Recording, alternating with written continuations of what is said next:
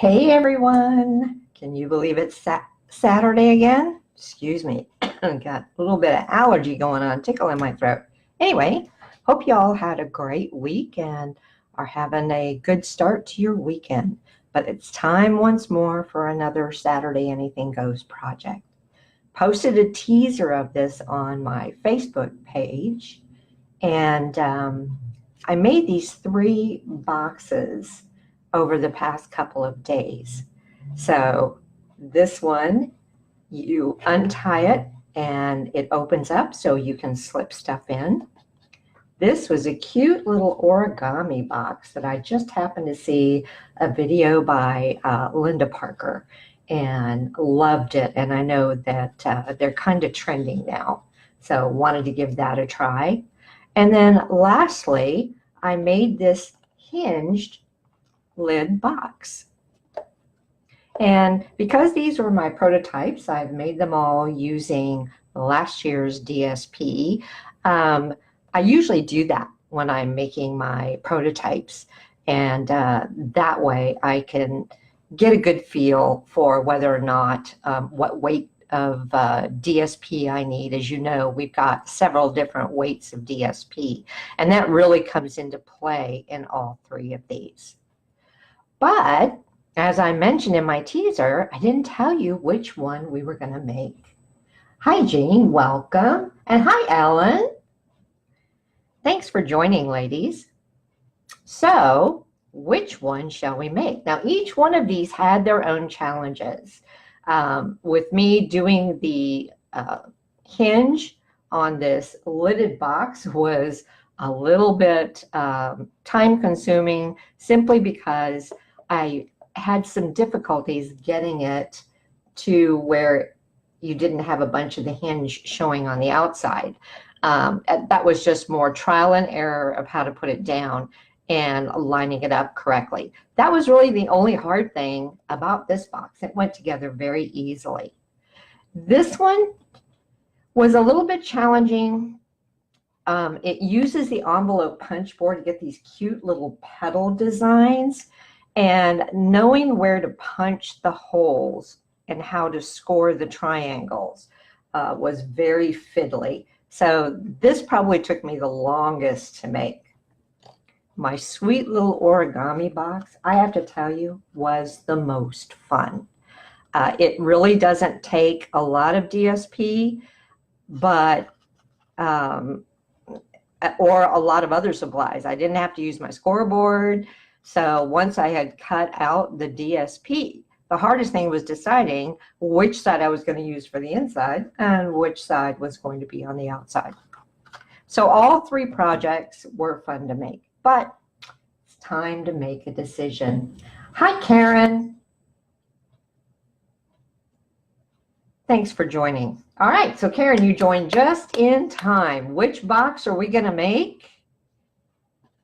The origami box. And I know, Karen, you had mentioned that you would like to see how it's done. So I'm really happy that you got to join us today. So I'll stick this one off to the side.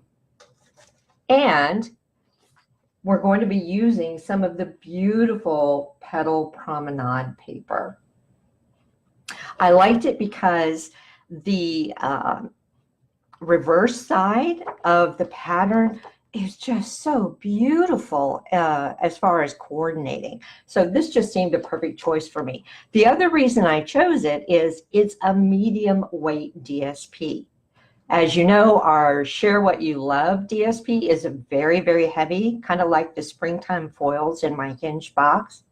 And then we have the lightest weight, which is our Time for Tea. And that would be just too lightweight because you run the risk of it tearing when you're doing some of your more detailed folds.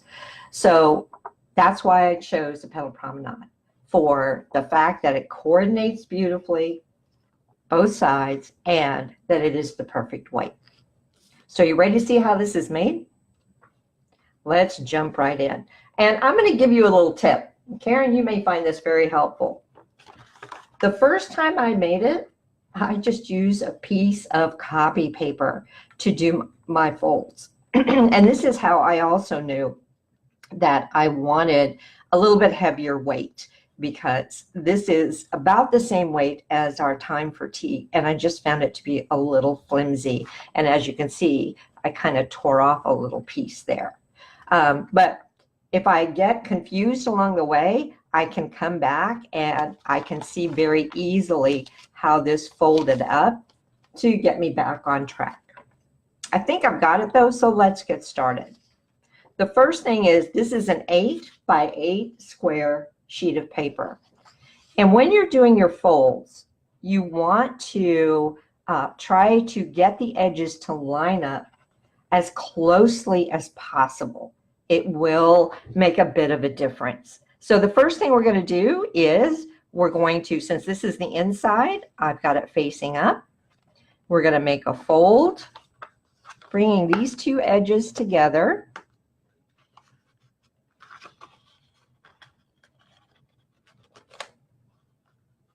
And creasing it down. And I forgot my bone folder, so no worries. I can always use my snips with the cover on. So that was our first fold. You're going to open it up and you're going to fold it the other direction. Again, trying to make sure that you get your edges as even as possible. Lining it up on my grid paper, I found, really helped me. And I'll crease that down. So this is what we have so far. All right, so we folded it both ways. Now you're going to want to fold point to point. But because of the fact that we have kind of a, and I'll show you on this, we have a fold where we're going to have to bring this down here. I found it easier to turn the paper over when I'm folding my points. That way it's going to make it easier when I'm trying to get this section to go in. So again, I'm lining it up as best I can.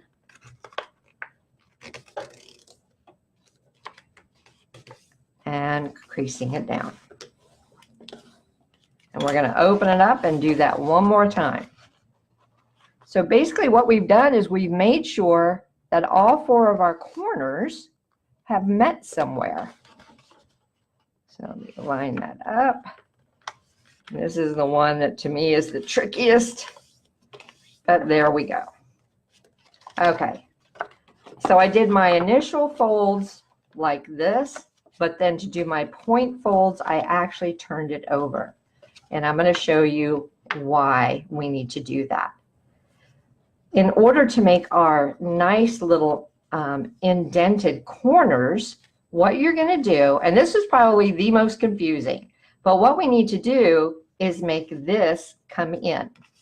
So if you just fold this back in half, and I'm holding it at this crease and down at the bottom, and I'm going to take my finger up here where that crease is, and I'm just going to bring this down, marrying it up,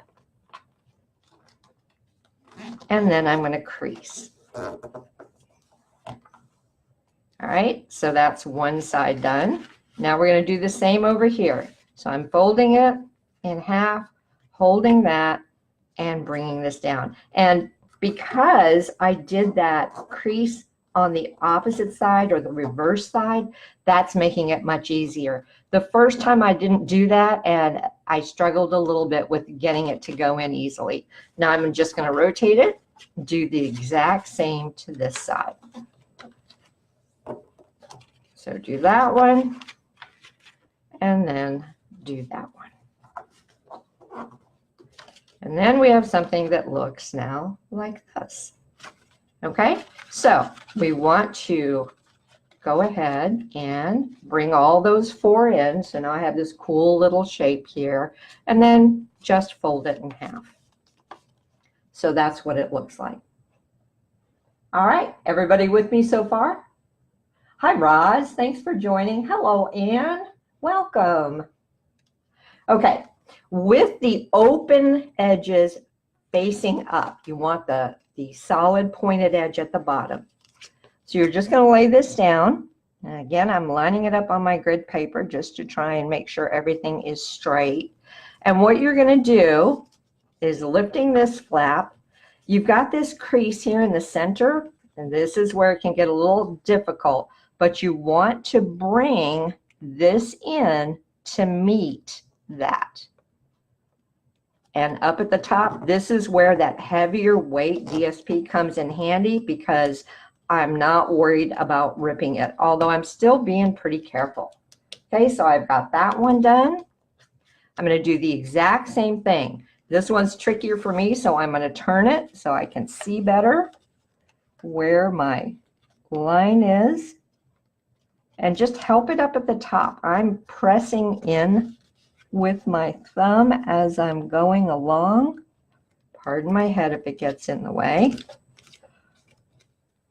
And just going to help that over, just like that. Okay, so that's what we have. Now we're going to turn it over and do the exact same thing on this side. So folding these in.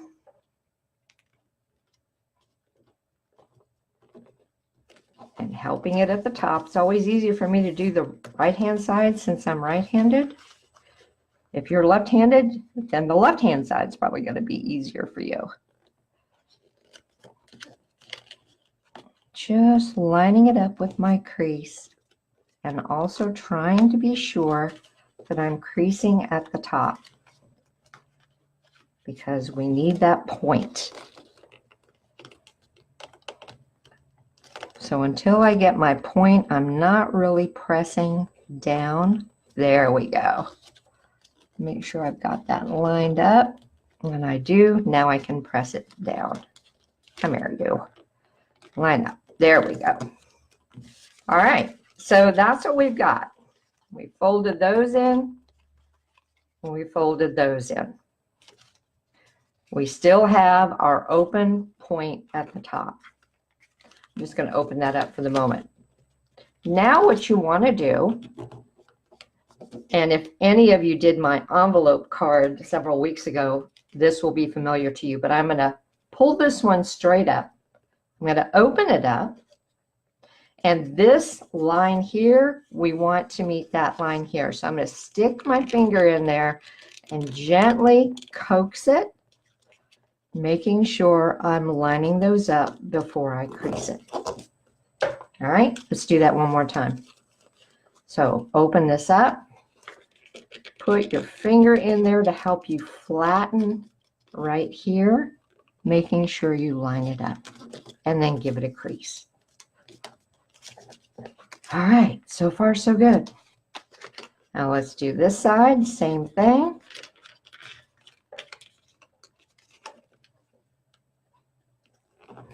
So there's one on that side, and then opening this one up. And sometimes you have to kind of re-bend the tops to get them to lay right. But there we go. All right, there we go. Now the next thing we need to do, I'm going to close these up.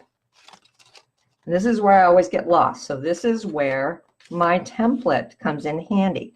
As a review, what we did was we got this shape going, and then we did this and this, opening them up, right, on both sides, just so you know where we are.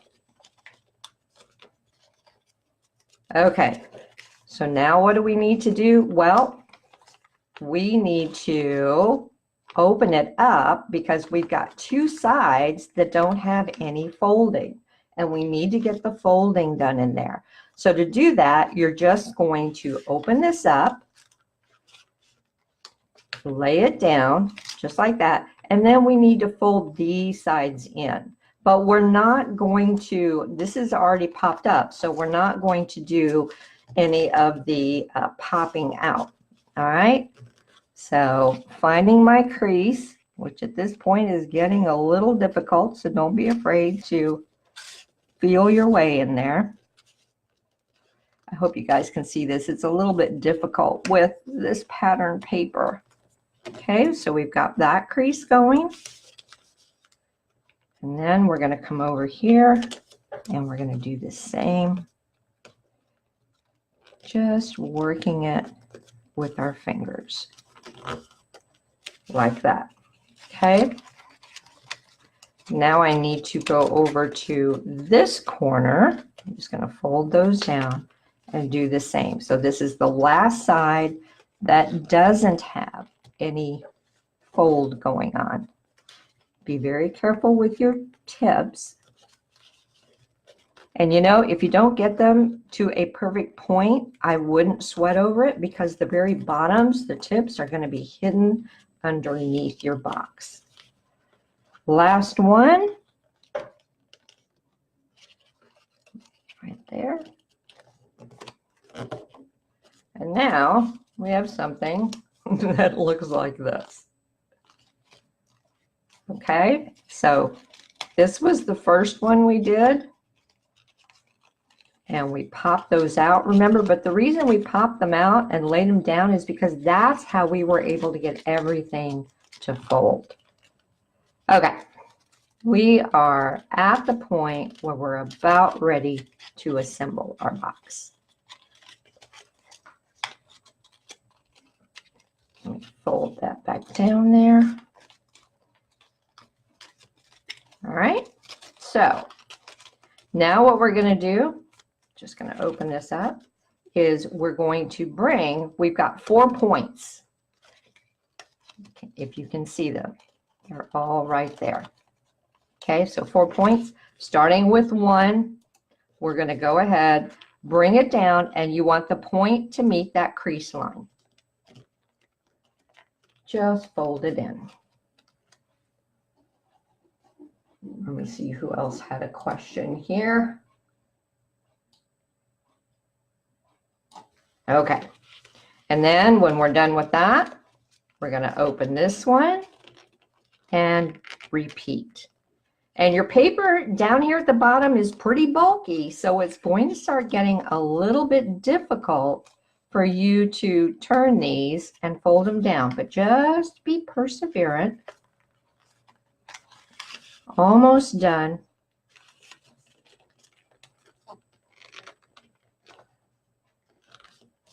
And one more. And you can see I did not get a good point there, but I'm not going to stress about it, just so long as my crease marks line up. And we end up with this. Okay, now comes the fun part.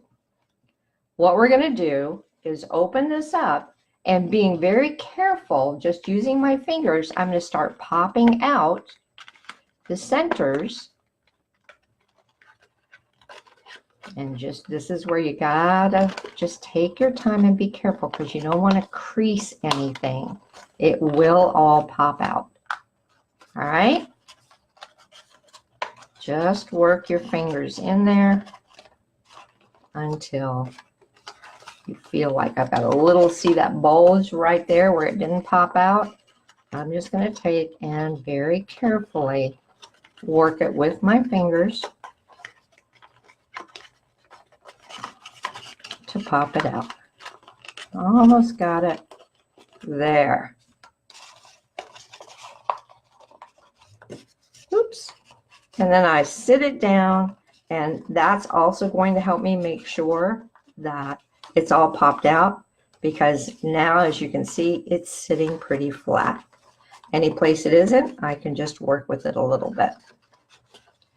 All right, last thing we have to do to the base of this is use some tear and tape. Now, I used Fast Fuse on the first one I made, and I will tell you, it is not strong enough with this much weight. If you were using a lighter weight paper, then your box wouldn't be as sturdy. So it's kind of a trade-off. I will gladly use my tear and tape. If I can find the edge of it here. And I'm using the, is it 1/4 of an inch? Thin, because we are going to be working with these points. If I can figure out where my edge is, I just had it. There it is. Shoo. All right, so I'll bring this in here. And what you want to do is you want to run a strip along the edge all the way up to the point. Press it down, and then I find it easier to turn over to cut it off. So we've got that done, and now we're going to go ahead and come up this side as well, not quite to the point since we already have a piece of tape at the point.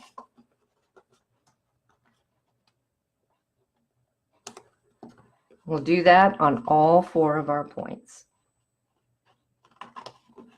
And I have watched some videos where they didn't take it all the way down to the bottom. I will tell you, I just think it's a good idea to take it all the way down to the bottom of this arm, if you will, because that will really help it stick down. If you just have it towards the top, there's too much bulk and it will start to pop off.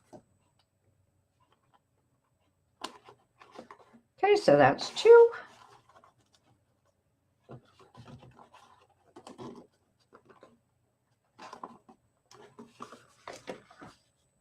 And the reason I'm using 2 strips rather than just running 1 down the middle is, again, because of the bulk. You don't want these flaps flying open and getting away from where you have attached it to the bottom. So by putting some of this tear and tape along each side, we're going to prevent that from happening. Okay, last one. Oops. You guys, I love, love, love origami. When I got married 6 years ago, I decided to try and do the 1,000 origami cranes for my wedding as decorations. And I had the help of one of my best friends, Dale, who lives in Ohio, but we happened to be at a meeting together, and I showed her how to do it, sent her the paper, and she helped me. Now, we didn't make it to 1,000. We did hit 500 though. 500 origami cranes all around my backyard. It was beautiful. Okay, get my pokey tool here so I can peel all these off. Make sure that they're stuck down. And we're just going to do one side at a time. So I'll pull off the backing paper.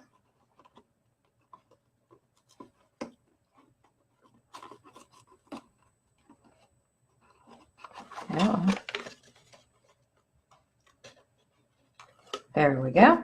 And this is how you do it. Just gently bring it down and then put your fingers inside the box so you have something to press down against the outside. And that's going to ensure that your tear and tape has a good seal. Okay, all right, a couple more.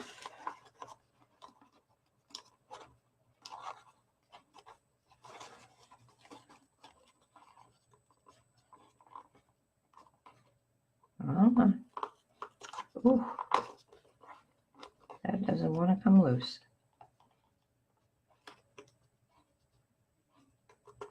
You guys ever have problems with your tear and tape not adhering?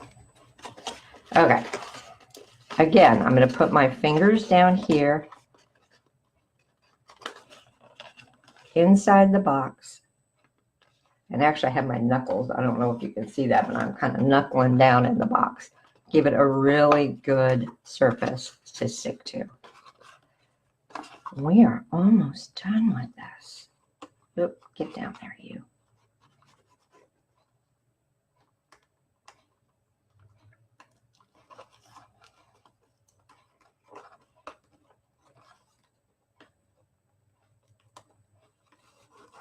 The last one. Oh, no, it's not the last one. Second to last one. So I'm just putting it down, folding it over, and giving it a good press from both the inside and the outside. Okay, now we got the last one.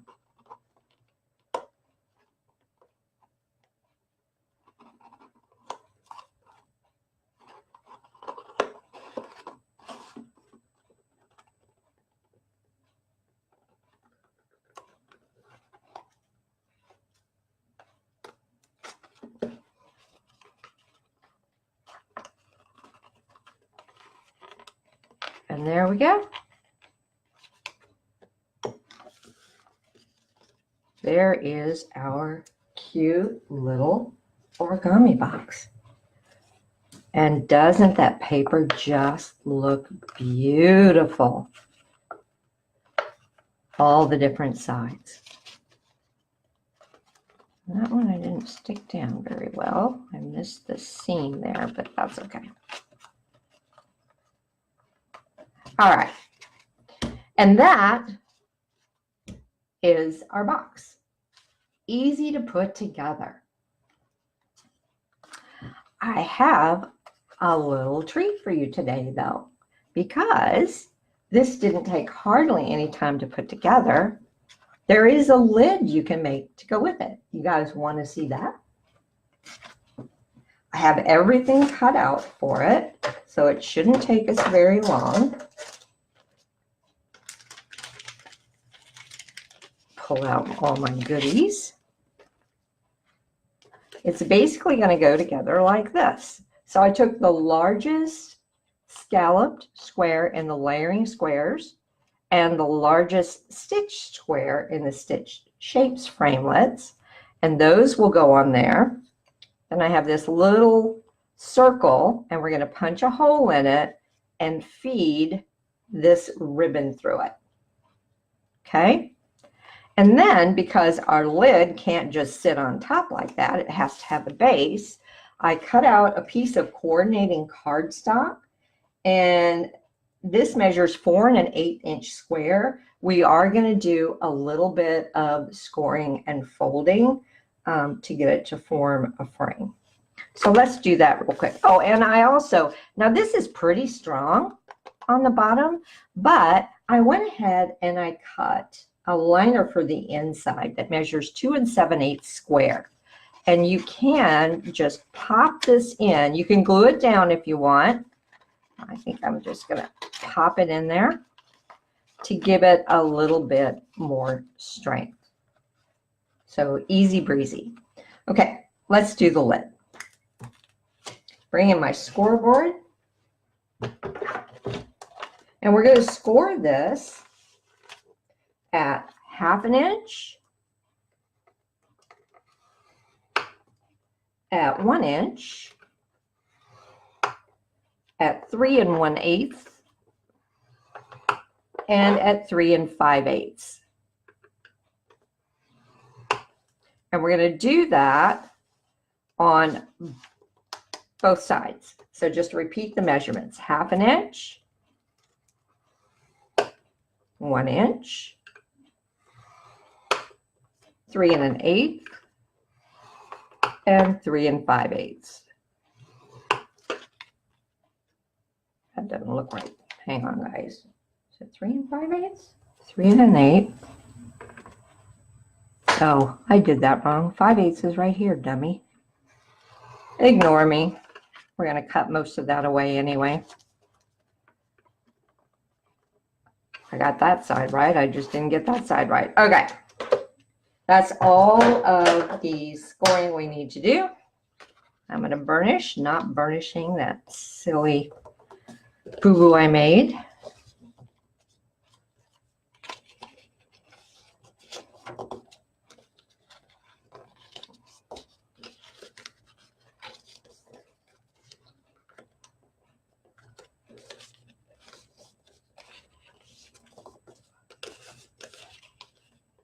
Did I do the same on that one too? I did. Hang on, guys.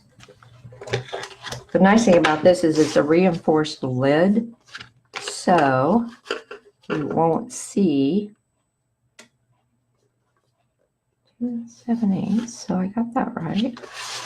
Let's do that right there. It was just one tick off on that.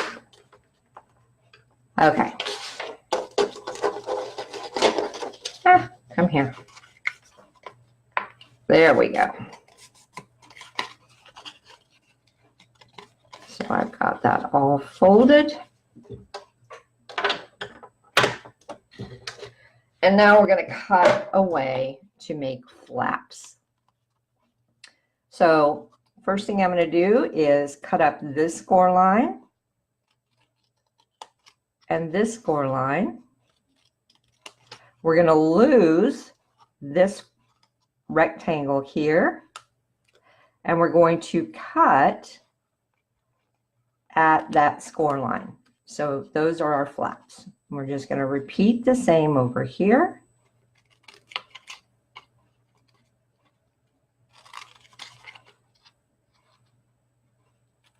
I try to take out my score lines because they can be a bit bulky. Okay, so we've got that. Now we're going to flip it 180 degrees and just repeat.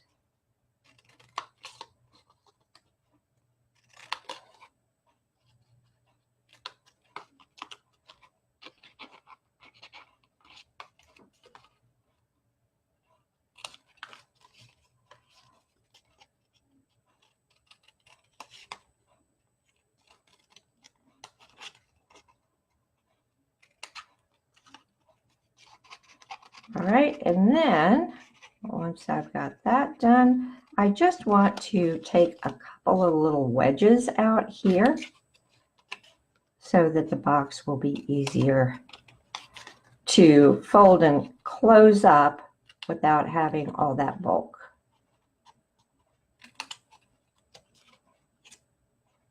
And now we're ready to stick our flaps down with a little bit of tear and tape. So it's going to go like this, okay? And this is going to come down and reinforce. So this is going to catch over here. So what we're going to do is we're going to put tear and tape here and here to start. You could use fast fuse on this if it's faster for you. And I want to put it at the very top, because remember, this is going to fold over for a reinforced lid on that side and on this side.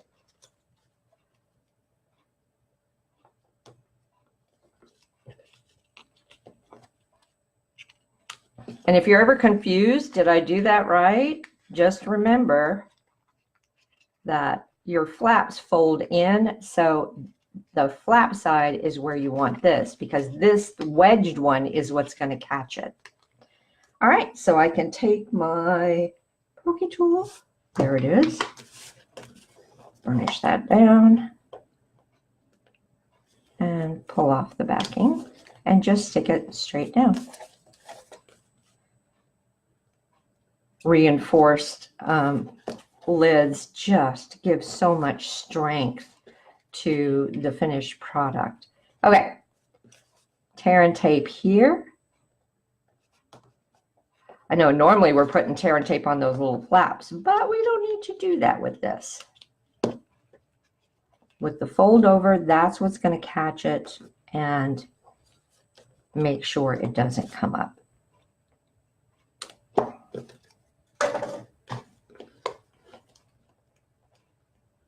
And I'll show you what I mean here. All right, so this is going to come up like this, and then see if I can tilt it so you can see. So it comes up like that, and this folds over and we'll catch it. Just make sure everything lines up.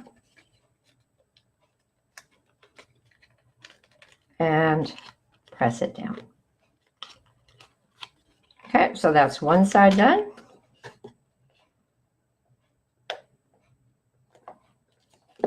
Now this is the first time I've made a lid for this, so fingers crossed that it's actually going to fit. Because I did not do a dry run for this. All right, but there is our lid. All we have left to do is decorate it and then put it on. So I'll bring back in the other pieces. Again, it's going to go like this, like this. And the first thing I'm going to do is bring in my hole punch and punch a hole in the center. Well, let's see if Linda can do center.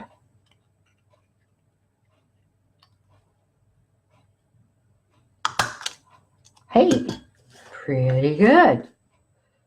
And then I'm just going to feed my ribbon through. One tip to feed ribbon through a hole like that, use your stylus. The ball of your stylus will help you push it through.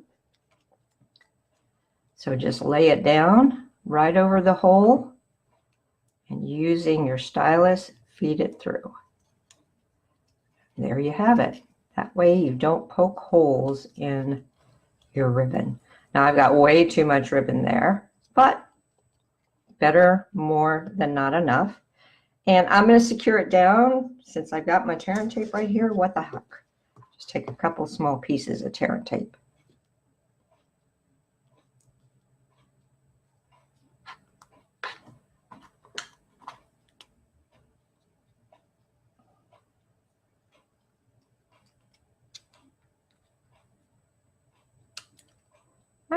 There you go. So I got one on that side, and then we'll put one on this side.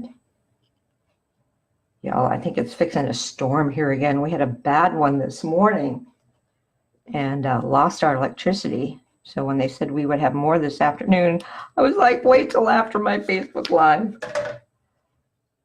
All right, just peel off the backing. Whoops, you do need the pokey tool for that, Linda. And lay down your ribbon.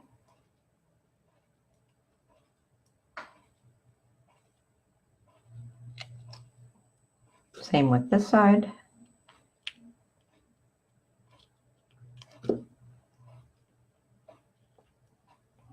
And now we can cut off the excess because obviously don't want that showing through.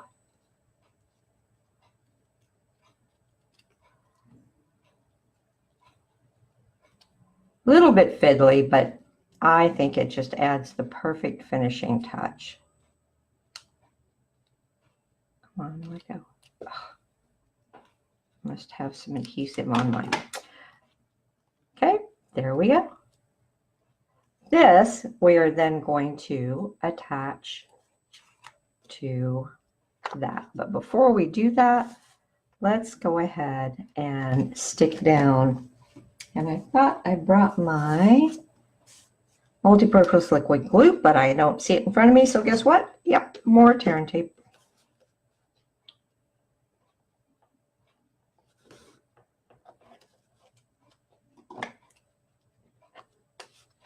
Or you know what? I do have my fast fuse. Let's do that. It'll be faster.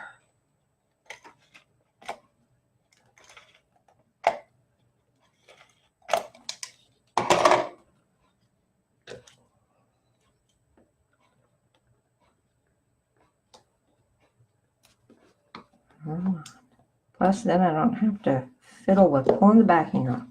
Okay, since I'm not using my liquid glue, I really got to get this right first time.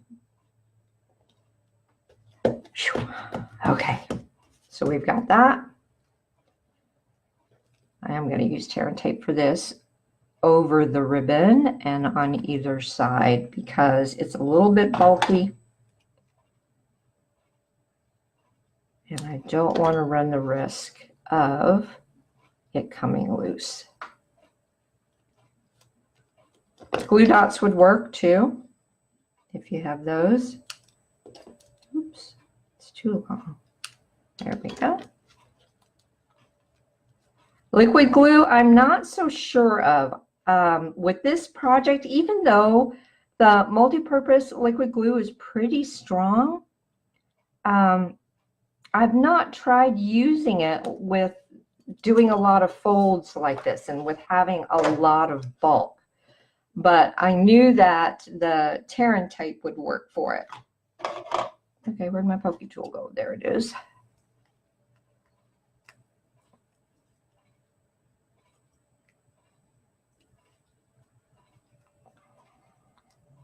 Ah, getting that backing all over me.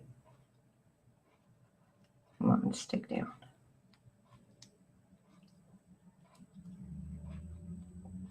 The one sticking on the ribbons being a little persnickety, but that's okay. We'll see if I can get it.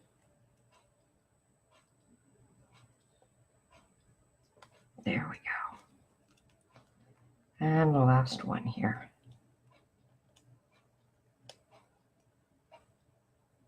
Oops.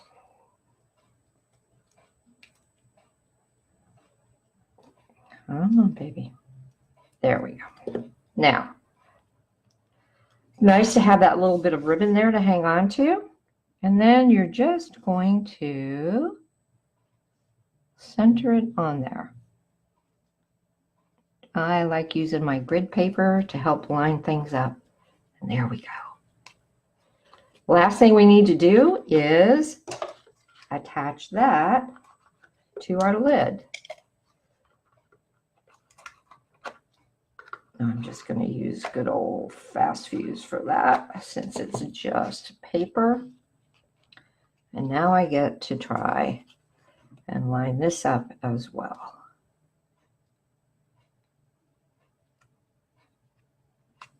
I think I'm happy with that. So there's our lid. Now for the moment of truth, ladies. Is it going to fit? Like I said, I haven't done a dry run of this. And the answer is, yay, it fits. Look at how cute that is.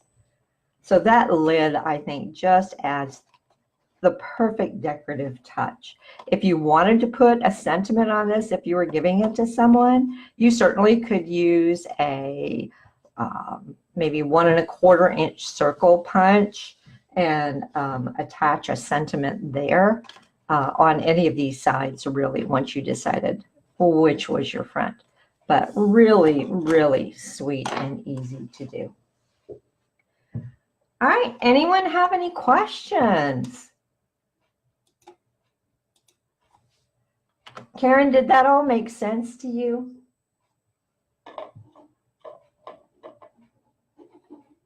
Let me scroll down here. Yeah, Jean, I love that lid too. I think it's just so pretty. Roz, I know, Terran tape, I need to just buy stock in it. I wasn't with Stampin' Up! When they had the old red line tape, but I've heard stories about it. Okay, ladies. As far as what you can use them for, Karen, I mean, you can fill them with little chocolates. Of course, that's always my go-to. Potpourri is nice. And of course, you can't smell the potpourri with it closed. But I think what you can do is fill it with potpourri and just rest the lid against it, and it looks kind of cute. Alternatively, you could take, what is that? The dies from the window box framelets. And you could do holes in the opening of that, and that would allow the potpourri scent out. I can put paper clips in mine, or, you know, little doodads, little die cuts. I can't tell you how many little die cuts I have sitting around in my office. This will be perfect for holding those. Plus, it's decorative, so it looks pretty sitting out. And I'm sure you guys have lots of other ideas for it as well. Okay, well, I will go ahead and close out our session for today. I'm not sure if we will have a Saturday, anything goes next Saturday. I'm traveling to my sister-in-law's for a bridal luncheon. So it just depends on how good their internet is. As you guys know, I've tried it Wi-Fi and it just doesn't work a lot of the time. So I don't know if I can hardwire into their network. I'll try to let you guys know later this week whether or not we're going to have one. And if there's something in particular that you would like for me to make, maybe this hinged lid box or our little petal closure box, drop that in the comments, and you might see that as our very next project. And thanks again, Karen, for suggesting the origami box. All right, everybody. Hope you have a great rest of the weekend. Stay dry. Bye-bye now.